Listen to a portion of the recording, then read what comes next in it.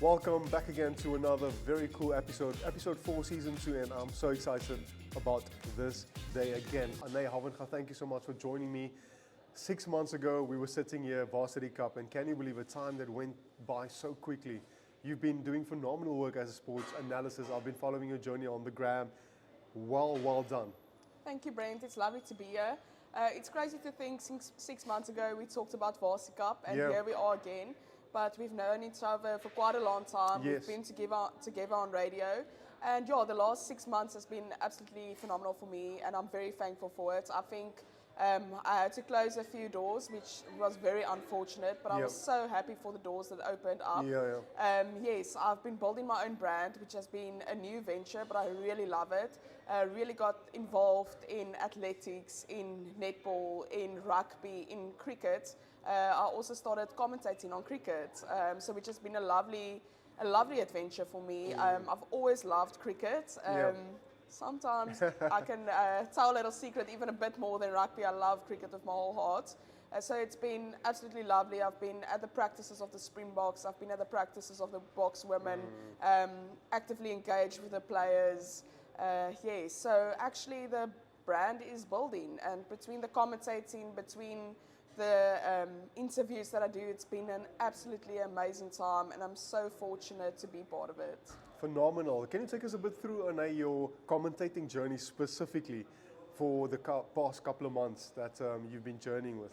Yeah, so I think it's always been a dream of mine to talk, and I think that was a lovely opportunity I got to be with you on radio, to actually talk about sports, and even an opportunity like this today.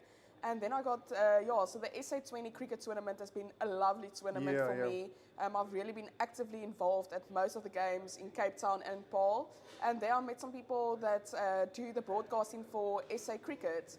And so I had the opportunity to commentate on some cricket, talk about the pitch and the length of the ball and the catches and the slip position and whatever, but I've been absolutely loving it. So really been getting into commentating, and I really enjoyed it. So so thankful for Cricket South Africa, thankful for all the opportunities that I get to talk about cricket, and overall just to expand the game. As soon as and I know you've been commentating as well, as soon as we commentate, we reach a wider audience that get to know sport, that get the opportunity to talk about sport, and that's the thing that I'm thankful for the most. Expressing our feelings. Exactly. The beautiful game, and of course cricket growing rapidly, but also rugby as well, more and more, I've been commentating as well, rugby specifically, a lot of schools, primary schools, high schools, club rugby as well. And of course the one rugby occasion and event that I really want to highlight, of course, is women's rugby now. That is growing so rapidly. The Springboks really showcasing their talents a couple of days to go. And then of course they will be showcasing their skills for and towards the world as well. What do you think, women rugby in particular, how important is that growth of women rugby to other young players as well, specifically women? Yes, Brent, I think I love sport. I'm passionate about sport. Women's sport, there's a fire that burns in me for that. And I think especially in women's rugby, I think for numerous reasons. But firstly, I think women need role models. And to actually watch what Marty's Rugby Women's has been doing, what the Springboks women have been doing, what the Bulls Daisies have been doing, it's phenomenal. Finally, there's opportunity for women to venture into more sports. They play it professionally. They get paid, they get branding, they are being seen. And it's becoming bigger and bigger. That's a big thing, and that's what I love. And I've really been talking about women's rugby for the last 2 or 3 years, and I think finally a lot of people are catching up. And yes, let's just focus quickly on the Springbok women. In the next few days, they're going to start off their campaign from the WXV2 campaign. It's a world tournament. They're playing in Cape Town. They've played it for the first time last year here in Cape Town as well. It's a big build-up for next year's Rugby World Cup. So a few days ago, we played the Barbarians in Spain for warm-up. It's been 2 lovely games to watch. I must highlight, I don't know what it is in our spirit, but we love a driving maul, we love a scrum, and we love a good line-out. And the women has been mastering it for the last 2 years. But especially now that Sway's the Brain is being brought on board, I want to say thank you to Louis Kuhn for what he's been doing for women's rugby, but we've got a new coach. Swayze has been a mastermind at the Lions, a mastermind at the Springboks and at Supersports. I've met him the last few weeks. He's a lovely man, and I can see he's very passionate about getting women's sports and women's rugby back where it needs to belong. I can't wait for the tournament. I'll be at all the games. I think something that I'm finally excited about is that a lot of the Springbok women are injury-free, and also a lot of the Sevens players have returned after the Olympics. I've been waiting for the combination of Nadine Roos and Libby. I've been asking the questions. We finally got it. Both of them are 10 and 15. Players are back. They're starting to find their feet. It's going to be a lovely new adventure for women's sports. And I can't urge people enough to just go and watch it. I think they'll be pleasantly surprised. There's a big stigma around women's sport. There's a big stigma around women's rugby. It's starting to change. It's been built. The people need to come now, and I can't urge people enough to come. I promise you'll be pleasantly surprised. Yeah. I also went to go and watch, of course, a few lady rugby games before, and it's phenomenal. It's spectacular. It's growing, especially at Marty's. And, for me, I think it's very important the fact that we can boost women's rugby so much more, and for me, really to inspire our young women and ladies, schools, universities to play rugby, the beautiful game of rugby more and more. And then, of course, on a big weekend, we are dressed all in green and gold. That's for a reason, the Springboks, the men, they've been doing phenomenal work. Australia, New Zealand, the game in Cape Town. Oh, what an occasion, of course, 2 weeks ago, beating the All Blacks. Where do you think the Springboks overall is going right now with this winning streak, and of course in 3 years' time building towards the Rugby World Cup once again? I think the Springboks are in a position which I didn't think we would find ourselves in, and the reason why I'm saying this is we know the Springboks were always a top 2, a top 3 country. We've been winning 2 World Cups previously before the 2019 World Cup. So, we're not new to the world stage. Yeah. The Springboks is a religion in South Africa. Yes. But the big thing that started to change now is people said we won 2 World Cups by luck.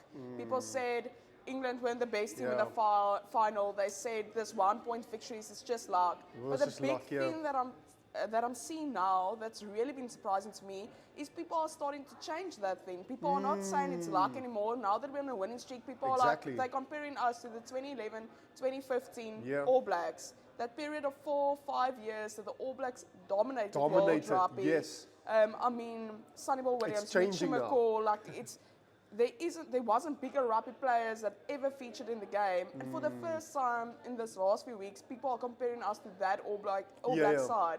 So no longer are we the lucky side. No longer are we, yes, we get in a win or two. We or made the other a statement teams now. Especially the past couple of weeks. It's crazy. We made a statement. We definitely made a statement. We're not the other teams are weak anymore. It's starting it's starting to turn. They're comparing us to that All Black side, and we've been dominating world rugby for quite a few years. Yes. And I love to see it. I've been saying it for quite a while, but it had to happen. I've traveled the world extensively. I've been to Australia last year. I've been to England a few times.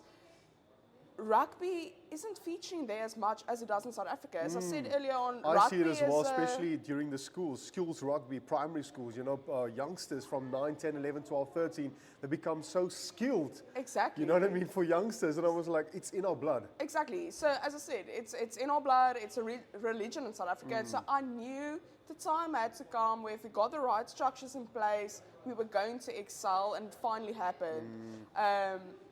I think we can finally look up to a coach, to Rassie, that people trust him. Yes.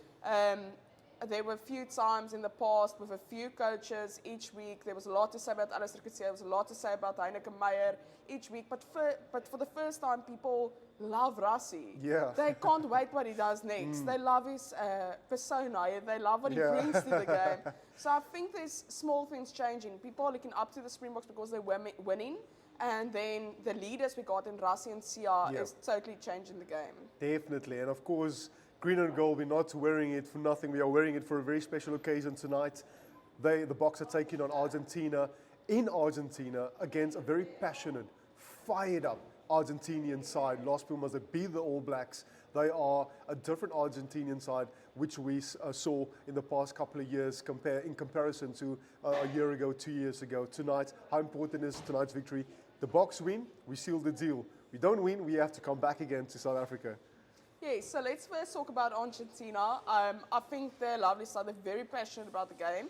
And the last 10 years, they rapidly grew their rugby in World Rugby. They've really been a dominant side, and that's why they joined the Rugby Championship Cup a few years ago after the Tri-Nations to actually be part of it. Yeah. The last 2 years they haven't been that dominant just because we've seen really a surge again in the Northern Hemisphere. And secondly, they had a lot of older players, Nicolas Sanchez, Yes. Augustus Grieve, that finally they started to become too old to play anymore. They retired. So then a lot of new guys had to step up and find their feet. So it was a building phase for them as well. But yes, technically they won one game against Australia. They won one game against New Zealand. So they've really been great so far. It's going to be a big task for us in Argentina. I've heard that the humidity is next level there, and we know Argentinians are extremely passionate. The players and the fans. I mean, if that national anthem play, there's always a player crying. It's normal to them. Yes. That's what they want to show. So it's going to be a hard game. And I think a big thing is South Africa there was a very interesting choice. I mean, we play them in Argentina. It's away from home. It's going to be a tough game.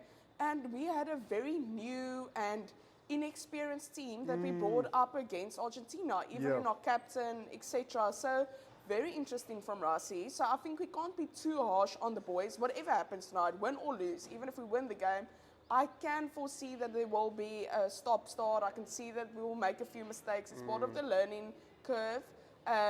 But to think that we can actually seal the deal without the Rugby Championship even reaching its final week, it's an amazing achievement that's knocking on our door. Definitely.